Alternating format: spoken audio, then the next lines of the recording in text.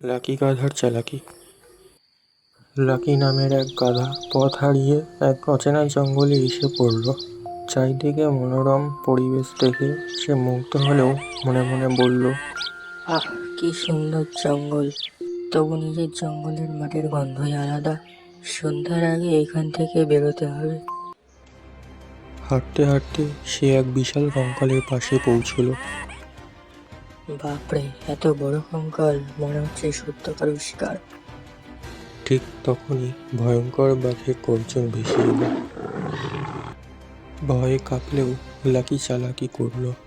সে কঙ্কালের পাশে বসে জোরে জোরে বলতে লাগলো, বাঘের মাংস বেশ টেস্টি। এক বাঘে পেট ভরলো না, আর একটা বাঘ যদি পেতাম। আসলে 2-3টে বাঘ না হলে আমার চলে না।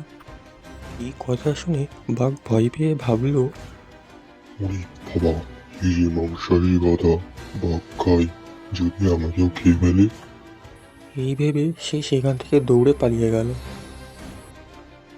এদিকে ছাগল সব দেখছিল। সে মনে করল, রাধা আসলে বুদ্ধিমান, বাঘকে বোকা বানাচ্ছে। আমি যদি বাঘকে বলি তবে বাঘ আমাকে খুশি হয়ে পুরস্কৃত করবে। ছাগল দৌড়ে বাঘের কাছে গিয়ে বলল, মহারাজ, ওই গাধা দুর্বল। আপনি কাছে গিয়ে গর্জন করুন, দেখবেন ভয়ে পালাবে। বাঘ সন্দেহ করে বলল, না না, আমি নিজে শুনেছি সে বাঘ খেয়েছে। ছাগল বলল, আপনি যদি গাধার ভয়ে পালান তবে সবাই বলবে বাঘ গাধার ভয়ে ভয় পেয়েছিল। ইতিহাসে আপনাকে কাপুরুষ লেখা হবে। বাঘ রেগে উঠে বলল, ঠিক বলেছ, আমি তো শক্তিশালী বাঘ, আজই গাধাকে শেষ করব। কিন্তু লাকি আবার বুদ্ধি খাটালো।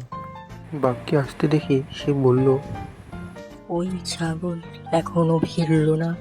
আমি তো তাকে পাঠিয়েছিলাম বাঘকে এনে দিতে।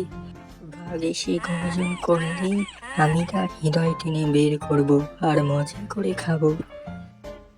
এই কথা শুনে বাঘ ছাগলকে বলল, তুমি আমাকে গাধার শিকার বানানোর জন্য নিয়ে এসেছিলে, তোর হিসাব আমি পরে করছি। এই বলে সে গাধার ভয়ে দৌড়ে পালালো, এমনকি জঙ্গল ছেড়ে দিল। ছাগল অবাক হয়ে বলল, গাধা ভাই, তুমি সত্যি দারুণ বুদ্ধিমান। বিপদের সময় যেভাবে চালাকি করা যায় তা ভাবেনি। গাধা হেসে বলল, হ্যাঁ, শক্তি যতই বড় হোক, বুদ্ধি তার থেকেও বড়। ছাগল বলল। আমরা কি বদ্ধ হতে পারি? লাকি বলল, অবশ্যই, আজ থেকে আমরা বন্ধু।